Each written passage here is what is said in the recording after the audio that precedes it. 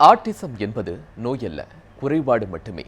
இந்த குறைபாடுகளோடு பிறந்த குழந்தைகளை கரிசனத்தோடு அணுக வேண்டிய அவசியத்தை வலியுறுத்துகிறது இந்த செய்தி தொகுப்பு. எல்லா உயிர்களையும் நாம் ஒரே மாதிரி அணுகுவதில்லை. வழக்கமான வரையறைகளில் இருந்து கொஞ்சம் மாறுபட்டிருந்தாலும் வேற்றுகிரக வாசிகளைப் போல பார்க்கும் நம் மனோபாவத்தால் சம்பந்தப்பட்ட நபர்களின் பிரச்சனைகளை முழுமையாக அறிந்து கொள்ள முடிவதில்லை. சென்னையில் தனியார் நிறுவனத்தில் பணியாற்றி வந்தவர் மீரா நடராஜன் தனது மகனுக்கு ஆட்டிசம் பாதிப்பு இருப்பதை 4.5 ஆண்டுகளுக்கு முன்பு அறிந்த அவர் அன்றிலிருந்து வேலைக்கு செல்லாமல் குழந்தையை கவனித்து வருகிறார். இப்போது அவர் மகனுக்கு 16 வயது. அவனுக்கு 4.5 வயசில் நாங்கள் டயக்னைஸ் பண்ணோம் ஆட்டிசம்னு. அதுக்கப்புறம் ஒரு மாதம் எங்களுக்கு கஷ்டமாக இருந்தது, என்ன பண்ணணும் எது பண்ணணும் தெரியாமல். தென் அவங்களுக்கு தெரப்பி ஆரம்பித்தோம். அதுக்கப்புறம் அவங்க சொல்கிறதெல்லாம் ஃபாலோ பண்ணி இப்போ அவன் இண்டிபெண்ட்டாக வீட்டில் இருக்கான். இதுக்காக நாங்கள் அவனுக்கு அவன் போக்கில் கொஞ்சம் மாறி அவனுக்கு எப்படி சொல்லி கொடுத்தா புரியும்னு நாங்கள் கற்றுக்கிட்டு அவனுக்காக இது பண்ணி இப்போ அவன் வீட்டில் தனியாக இருக்கான்.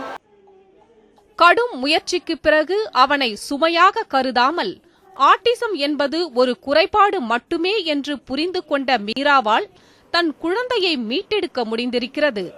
ஆனால் எல்லோருக்கும் மீராவை போன்ற மனோதிடம் வாய்ப்பதில்லை. தாய் என்பதையும் உணராமல் தனது 24 வயது மகன் இருப்பதை தாங்கிக் கொள்ள முடியாமல் தவிக்கிறார் சென்னையை சேர்ந்த மீனாட்சி. எல்லா குழந்தைங்களோட அம்மாவும் விட்டுட்டு போகும்போது அவன் அழுவாங்க. ஏன்னா அந்த குழந்தைங்க அம்மா விட்டுட்டு போகிறான். பட் அவன் அம்மா விட்டுட்டு போகிறான்னு கூட அவனுக்கு தெரியல, அழ தெரியல அவனுக்கு. அம்மா நம்மளை விட்டுட்டு போகிறா, நம்ம அழணும் அப்படிங்கிறது கூட தெரியல. ஒரு தாய்க்கு தான் குழந்தை அம்மான்னு தெரியல அப்படிங்கும்போது ரொம்ப கஷ்டமாக இருக்கும். அந்த வேதனையை நான் அனுபவித்தேன். சாதாரண பெண்களுக்கே பாதுகாப்பு இல்லை என்ற நிலையில் வளரிளம் பருவத்தை தொட்ட தன்னுடைய பெண் குழந்தைக்கு ஆட்டிசம் இருப்பதை இப்போதுதான் அச்சத்துடன் பார்க்கிறார் மற்றொரு தாய். ஸ்னேகாவுக்கு சின்ன வயசில் இந்த குறை இருக்கும்போது அது பெரிய இதுவாக தெரியல.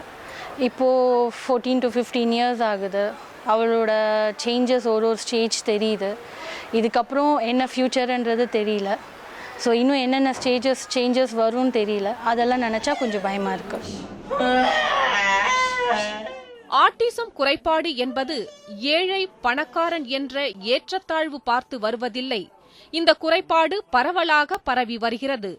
ஆட்டிசம் என்பது ஒரு நோயல்ல, குறைபாடு மட்டும்தான் என்று கூறும் நடிகர் பபுலு தன் மகனின் ஒவ்வொரு நகர்வையும் ரசிக்கிறார். ஆனால் வெளி உலகிற்கு அதை புரிந்து கொள்ளும் பக்குவமில்லை என்கிறார் பபுலு. உங்க பையன் லூசா அப்படின்னா நான் சொன்னேன், ஐயோ ஏன் இப்படி கேட்குறீங்க, அவங்க லூஸெல்லாம் கிடையாது, ஆட்டிசம் அப்படின்னு ஒரு மென்டல் கண்டிஷன் இருக்குது அப்படின்னா அப்படின்னா நீ ஒரு ஆஃபீஸரில் நீ படித்தேன் தானே, அதை பற்றி நீ தெரிஞ்சுக்க வேண்டாம்.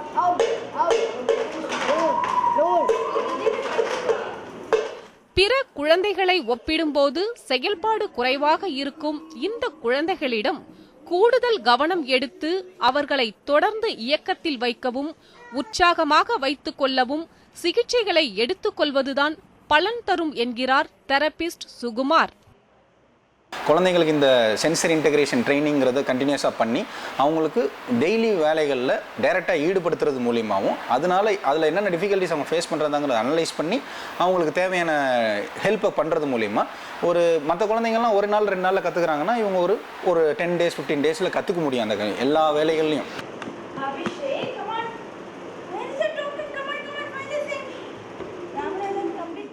குழந்தைகளுக்கென்று தனி உலகம் உண்டு.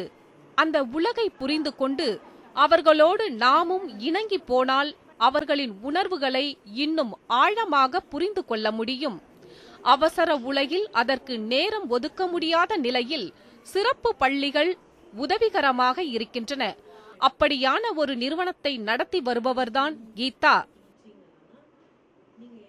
ஒவ்வொரு குழந்தையும் நம்ம தனியாக பார்த்து இவனுக்கு லைஃப்பில் என்ன தேவை, எண்ட் ஆஃப் த டே அந்த குழந்தைய நம்ம விட்டுட்டு இந்த உலகத்தில் போகிறச்சா அவனுக்கு என்ன தேவை, அவனால் தான் காலில் நிற்க முடியுமா, தான் வேலையை தன்னால் செய்ய முடியுமா, இன்னொருத்தருக்கு பாதிப்பாக இல்லாமல் ஹெல்ப்பாக இல்லைனாலும் இன்னொருத்தருக்கு பாதிப்பாக இல்லாமல் இருக்க முடியுமா, அப்படிங்கிற ஒரு நோக்கம் முக்கியமாக இருக்கணும். அதுக்கப்புறம் படிக்கிறதும் எல்லாம் எஸ், பட் முக்கியமாக வேண்டியது லைஃப் ஸ்கில்ஸ். அண்ட் அதில் ஃபோக்கஸ் பண்ணலைன்னா போக போக பெரியவங்க அனுப்புற ரொம்ப கஷ்டப்படுவாங்க. எல்லாரும் நினச்சாங்க இது purely genetic disorder. The latest research shows that environmental factors also play a big role. We don't understand the condition fully yet, and the present understanding na genetic factors play maybe about 30-40% role, and environmental factors the remaining 60% or so. So 1/3 and 2/3 அந்த மாதிரி.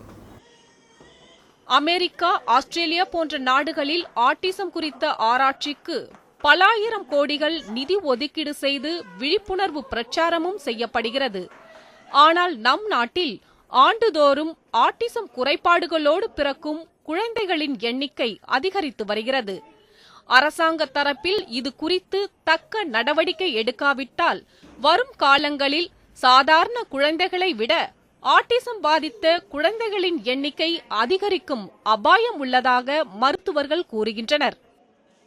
நாளுக்கு நாள் ஆட்டிசம்னால பாதிக்கப்பட்ட குழந்தைகளோட எண்ணிக்கை அதிகமாகிட்டே இருக்குது. எல்லா ஸ்டாட்டிஸ்டிக்ஸும் அலார்மிங் ரைஸை சுட்டி காட்டுறாங்க. இப்போ நம்ம இந்தியாவில் பார்த்தீங்கன்னா இருக்கிற 100 கோடி மக்கள் இருக்கிறாங்க. அதில் 100ல் 1 குழந்தைக்கு ஆட்டிசம்னு எடுத்துக்கிட்டால் கூட ஏறக்குறைய 1 கோடி பேர் ஆட்டிசம்னால பாதிக்கப்பட்ட மக்கள் நம்ம நாட்டில் இருக்கிறாங்க. நாளைக்கு பார்த்தீங்கன்னா இப்போ இதே மாதிரி நம்ம ஒரு இன்டெஃபரண்ட்டாக இருந்துட்டோம் அப்படின்னா, எந்த ரிசர்ச்சுக்குமே இம்பார்ட்டன்ஸ் கொடுக்காம அவங்களுக்கு தேவையான சர்வீசஸில் ஃபோக்கஸ் பண்ணாமல் இருந்துட்டோம்னா, எதிர்காலத்தில் நார்மல் குழந்தைங்க விட ஆட்டிசம்னால பாதிக்கப்பட்ட குழந்தைங்க அதிகமாகிடுவாங்களோங்கிற மாதிரி இருக்குது. அது ஒரு பெரிய சேலஞ்சாக இருக்கும் நமக்கு. இந்தியாவில் மட்டும் 1 கோடி குழந்தைகள் ஆட்டிசத்தால் பாதிக்கப்பட்டுள்ளதாக ஆய்வுகள் தெரிவிக்கின்றன. சுற்றுச்சூழலில் ஏற்படும் மாற்றத்திற்கு நம் வாழ்க்கை முறை மாற்றமும் உந்து சக்தியாக இருக்கிறது. இயற்கை திரும்புதல் என்பது இந்த குறைபாடு பெருகாமல் தடுக்கும் என்றே தோன்றுகிறது. ஆட்டிசத்தால் பாதிக்கப்பட்ட குழந்தைகளை பார்ப்பவர்கள் லூசு, பைத்தியம் என்று கூறும் மக்கள் கல்மனதுக்காரர்கள் அல்ல. இன்றைய நிலையில் நன்கு படித்தவர்களுக்கு கூட ஆட்டிசம் குறித்த போதிய விழிப்புணர்வு இல்லாததே இதற்கு காரணம்.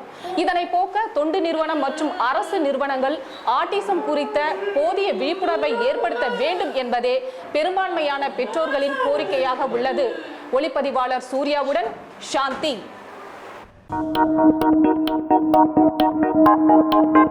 Thank you.